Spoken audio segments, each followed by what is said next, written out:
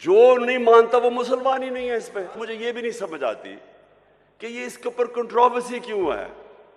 جب قرآن میں واضح لکھا گیا ہے کہ نبی صلی اللہ علیہ وسلم اللہ کے آخری پیغمبر ہیں تو اس کے اوپر ڈیبیٹ کیوں ہے؟ جو نہیں مانتا وہ مسلمان ہی نہیں ہے. اس پہ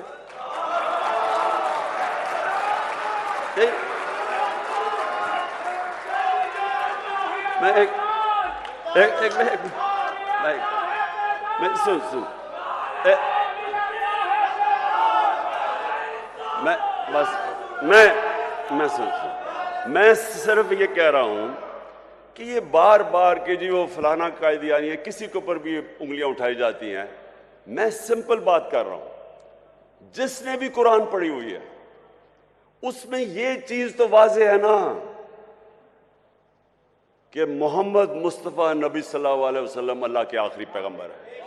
واضح ہی ہے، تو اس کے اوپر تو ڈیبیٹ ہی نہیں ہے. ہم ایسے کہ کبھی کسی کے اوپر انگلی اٹھاتے ہیں. اچھا، تو میں یہ اب آپ کو دیکھیں، یہ بہت ضروری ہے ہم سب کے لیے. یہ جو وقت ہے اس وقت پاکستان میں، یہ بہت اہم وقت ہے. وقت کیا ہے کہ ہمارے ملک کے اوپر بیرونی سازش کر کے اس ملک کے وہ نامور ڈاکوؤں کو اوپر بٹھا دیا گیا ہے جو 30 سال سے چوری کر رہے ہیں. ملک آتے ہیں، حکومت کرتے ہیں، ملک کو لوٹتے ہیں، واپس باہر چلے جاتے ہیں، پھر این آر او لے کے پھر واپس آتے ہیں، پھر چوری شروع کر دیتے ہیں، پھر باہر چلے جاتے ہیں، پیسہ ملک کا باہر لے جاتے ہیں. اب میں سوال یہ پوچھتا ہوں کہ اگر ایک بحثیت معاشرہ ہم اس ظلم اور ناانصافی کے خلاف اپنی آواز بلند نہیں کرتے اور اس کا مقابلہ نہیں کرتے، ہمارے اور بھیڑ بکریوں میں کوئی فرق نہیں ہے. اس سے بڑا ظلم کیا ہے؟ چوری. آپ یہ ایسے ہے کہ آپ کے گھر میں کوئی چوری کرے، چوری کر کے چلا جائے اور تھوڑی دیر بعد کہ جی میری چوری معاف کر دو. کون کرے گا؟ آپ کا کوئی گھر لوٹ کے جائے، معاف کریں گے اس کو؟ کہیں گے پہلے پیسے واپس کرو. تو کرپشن تو ملک کا پیسہ چوری ہے. وہ جو سارے عوام کا، جو اسکولوں پہ، ہسپتالوں پہ، جو ہر چیز عوام کی سہولتوں کے لیے پیسہ، وہ چوری کر کے باہر لے جاتے ہیں اور پھر تھوڑی دیر بعد کہتے ہیں جی اس کو معاف کر دو. اور جب عمران خان نہیں مانتا تو کہتے ہیں بڑا ضدی ہے. بھی میرا اپنا پیسہ ہوتا شاید میں معافی کر دیتا ان چوروں کو، لیکن عوام کا پیسہ ہے. یہ یہاں غربت ہے، لوگ بھوکے مر رہے ہیں. 5 کروڑ پاکستانی 2 وقت کی روٹی نہیں کھا سکتے. ان کا پیسہ چوری کر کے تم باہر چلے جاؤ اور پھر آگے کہو گے جی اب ان کو این آر او دے دو. دیکھیں یہ ملک کا مسئلہ ہے.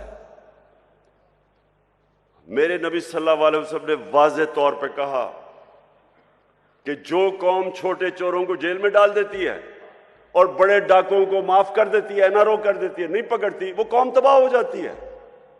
آج اب کوئی غریب ملک میں چلے جائیں، کیونکہ میں نے ساری دنیا دیکھی ہے، کسی غریب ملک میں چلے جائیں، غربت کا اصل وجہ یہ کیا ہے کہ وہاں طاقتور قانون سے اوپر ہے، کمزور جیلوں میں جاتا ہے. اب کسی ملک میں چلے جائیں، نائجیریا تیل کے ذخیرے پہ بیٹھا ہوا ہے، سب سے زیادہ جو تیل ہے وہ نائجیریا کے اندر ہے. وہاں غریبوں کی فوج ہے. وہاں کیوں غربت ہے؟ کیونکہ ان کے بھی اوپر لوگ بیٹھ کے پیسہ چوری کر کے ملک سے پیسہ باہر لے کے جا رہے ہیں. سوئٹزرلینڈ چلے جائیں، سوئٹزرلینڈ میں کوئی وسائل ہی نہیں ہے. ہمارے جو شمالی علاقے ہیں، ناردرن ایریاز، سوئٹزرلینڈ سے دگنے بڑے سائز میں اور سوئٹزرلینڈ سے بہت زیادہ خوبصورت ہے. وہ ملک جس کے پاس ہے ہی کچھ نہیں سوائے پہاڑوں کے، وہ دنیا کا سب سے خوشحال ملک ہے، کیونکہ سب سے زیادہ دنیا کے اندر انصاف سوئٹزرلینڈ میں ہے. سب سے زیادہ قانون کی حکمرانی سوئٹزرلینڈ میں. کسی طاقتور کی جرت نہیں ہے کہ ملک کا پیسہ چوری کر کے باہر چلا جائے. کسی طاقتور کا جرت ہے کہ کسی کی زمین پہ قبضہ کر لے یا کسی کے گھر پہ قبضہ کر لے. قانون ہے، انصاف ہے. حضرت علی رضی اللہ تعالیٰ نے فرمایا تھا کہ کفر کا نظام چل جائے گا لیکن ناانصافی اور ظلم کا نظام نہیں چل سکتا. ہمارا یہ مسئلہ ہے. آج یہاں کوئی وسائل کی کمی نہیں ہے. یہ اللہ نے ہر قسم کی اس ملک کو نعمت دی ہے، لیکن یہ ملک تب تک نہیں چلے گا جب تک ہم مل کے اپنے ملک کو ان اصولوں کی طرف لے کے جائیں جس کے اوپر مدینہ کی ریاست کو کھڑا کیا تھا میرے نبی نے۔ تو میں آپ مشائخ، معزز مشائخ، میں یہ چاہتا ہوں کہ آپ یہ میرے ساتھ مل کے یہ ملک کی حقیقی آزادی کے لیے جہاد لڑیں۔ اب بس بس بس بس بس بس بس بس بس بس میں یہ پیر منور صاحب،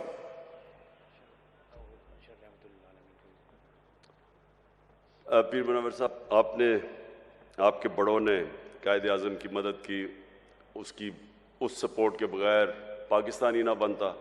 بہت بڑی طاقت مشائخ کی تھی قائد اعظم کے ساتھ۔ آج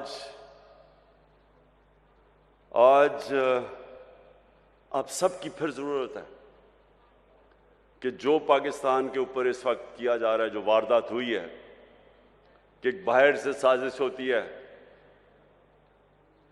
امریکی حکم دیتا ہے ایک ہمارے ایمبیسڈر کو کہ عمران خان کو ہٹا دو، اور اس کے بعد یہاں سارے مل کے جو یہاں کے غدار ہیں وہ مل کے گورنمنٹ کرا دیتے ہیں اور پھر چوروں کو اوپر بٹھا دیتے ہیں۔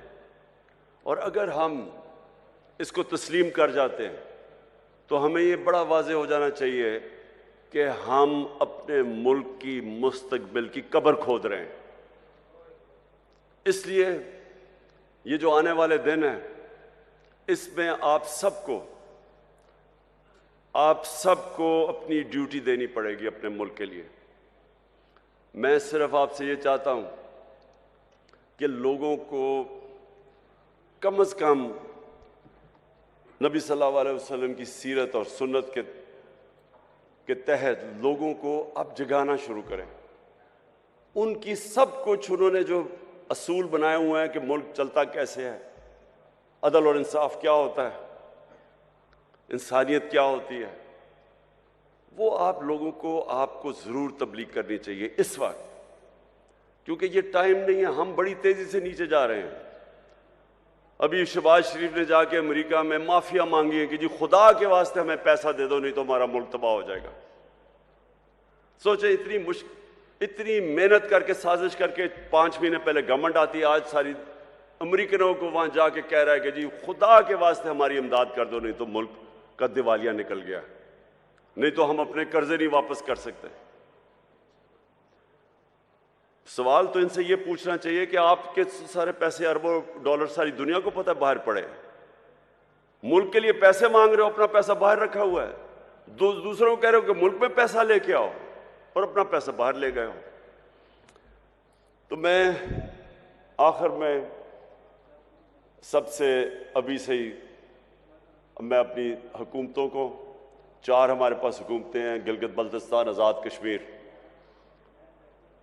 پختونخوا اور پنجاب۔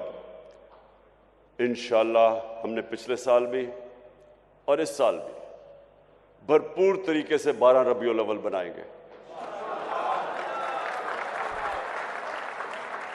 اور جب ہم 12 ربیع الاول بنائیں گے تو اسی میں اپنے نوجوانوں کو نبی صلی اللہ علیہ وسلم کی سیرت سے بھی آگاہ کریں گے، اور انشاءاللہ ان کے کیریکٹروں کو اوپر اٹھائیں گے